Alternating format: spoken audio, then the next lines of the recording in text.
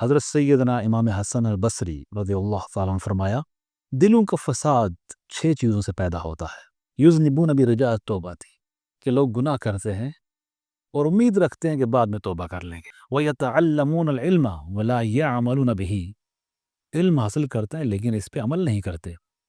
وَإِذَا عَمِلُوا لَا يُخْلِصُونَ، جب عمل کرتے ہیں تو اس میں اخلاص نہیں ہوتا۔ وَيَأْكُلُونَ رِزْقَ اللَّهِ وَلَا يَشْكُرُونَ، اللہ کا عطا کردہ رزق کھاتے ہیں مگر شکر ادا نہیں کرتے۔ وَلَا يَرْضُونَ بِقِسْمَةِ اللَّهِ، اللہ تعالیٰ کی تقسیم پہ راضی نہیں ہوتے۔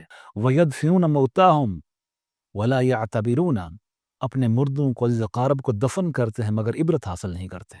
اس میں ہم سب کے لیے مفید نصیحت ہے، آئیے توبہ کو مؤخر نہ کریں، جو علم حاصل کریں اس پہ عمل کریں، ہر کام اللہ کے لیے اخلاص کے ساتھ کریں، دل سے شکر گزار بنیں، سب سے بڑھ کر اللہ تعالیٰ کی تقسیم پہ راضی رہیں، اور ہر جنازہ ہمیں یاد دلائے کہ ایک دن ہمیں بھی دفن ہونا ہے۔ اللہ تعالیٰ ہمارے دلوں کو پاک فرمائے، ہمارے اعمال کی رہنمائی فرمائے اور ہمیں اپنی قربت عطا فرمائے، آمین۔